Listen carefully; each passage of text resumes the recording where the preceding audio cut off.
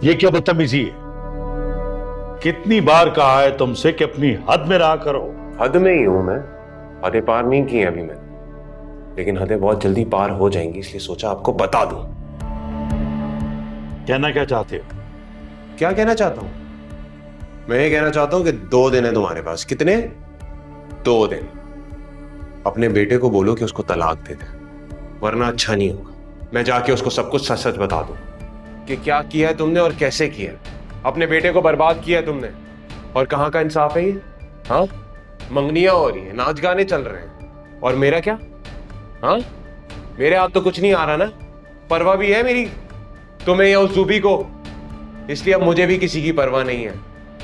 मैं तुम लोगों को मौजे नहीं बनाने दूंगा। रुको, मैं तुम्हें 10 लाख रुपए देने को तैयार हूं अभी। 10 लाख?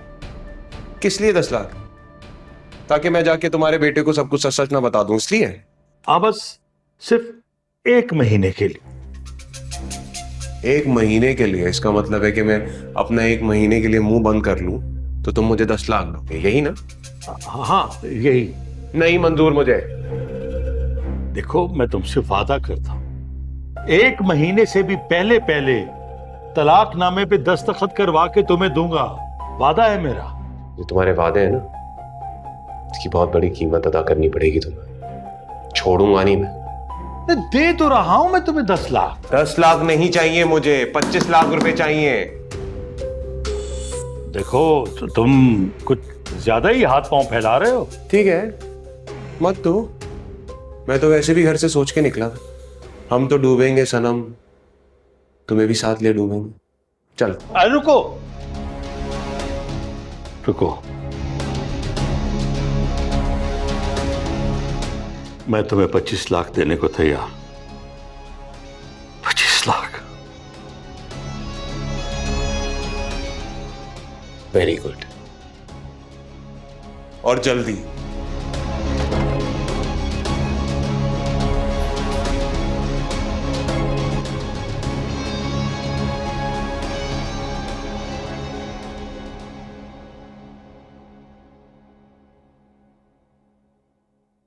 जानती हो वहां मंगनी पे लोगों ने कैसी कैसी बातें की हैं?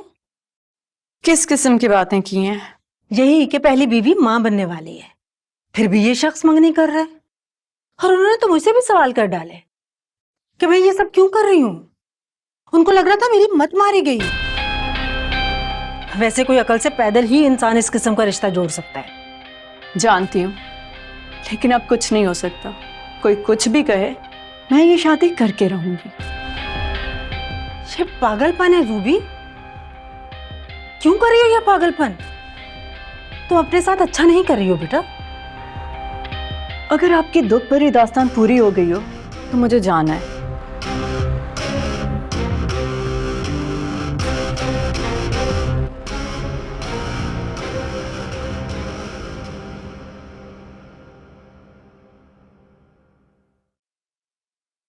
यूनिवर्सिटी की लाइफ में ऐसा लगता है जैसे जिंदगी हमारी अपनी है, जिसे हम अपनी मर्जी से गुजार सकते हैं। कितनी खुश नसीब होती हैं वो लड़कियां जिनके ख्वाब पूरे हो जाते हैं, और कुछ ऐसी भी होती हैं जिनके ख्वाब पूरे होकर भी अधूरे रहते हैं। पता ही नहीं चलता कब जिंदगी अपने हाथों से फिसल कर दूसरों के हाथों में चले गई।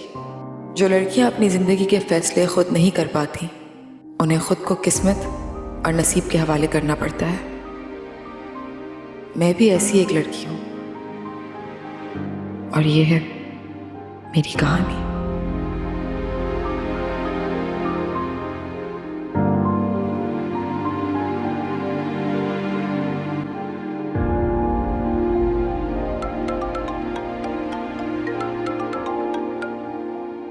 हेलो। मैं तुमसे मिलना चाह रहा हूं।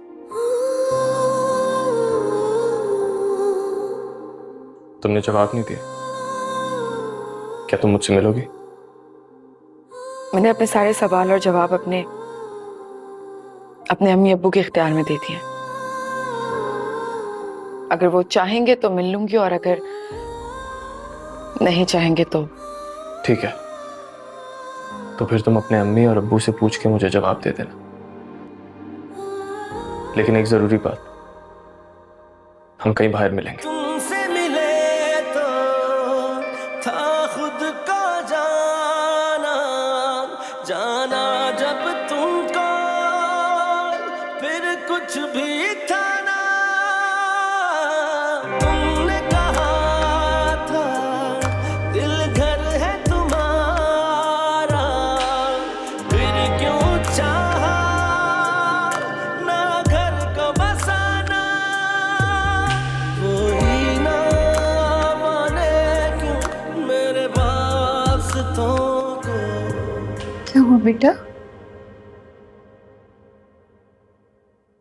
क्या हुआ है? डर लग गया? हाँ, सोई क्यों नहीं? मैं काम करती हूँ, तुम्हारे लिए दूध गर्म करके लेकर आती हूँ। गरम गरम दूध पियोगी ना तो नींद अच्छी आएगी। वकार ने कॉल की थी। वकार की कॉल आई थी? मिलना चाहते हैं वो। तो तुमने क्या कहा? मैंने कह दिया साफ साफ कि मैंने अपना हर इख्तियार अपने घर वालों के हाथ में दिया हुआ है। अगर वो इजाजत देंगे सिर्फ तभी मुलाकात हो सकती है। तुमने बिल्कुल ठीक कहा बेटा। मैं ऐसा करती हूँ, तुम्हारे अब्बू से बात कर लेती हूँ, फिर तुम बुला लेना उसे। लेकिन वो बाहर मिलना चाहते हैं।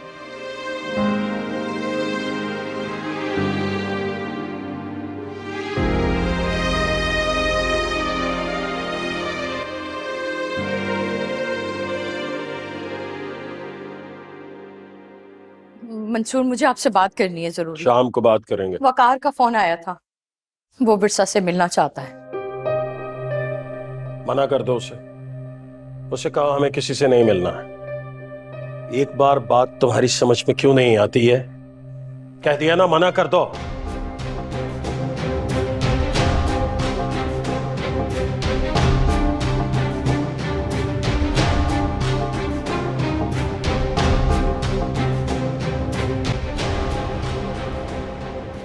बात चाहे कुछ भी हो, तुम्हें वकार से तो जरूर मिलना चाहिए। अम्मी, आपने सुना नहीं? अबू ने साफ साफ इनकार कर दिया। यही सोच सोच कर तो परेशानी हो रही है मुझे। अगर मैं तुम्हारे अब्बू के इनकार करने के बावजूद भी जाने देती हूँ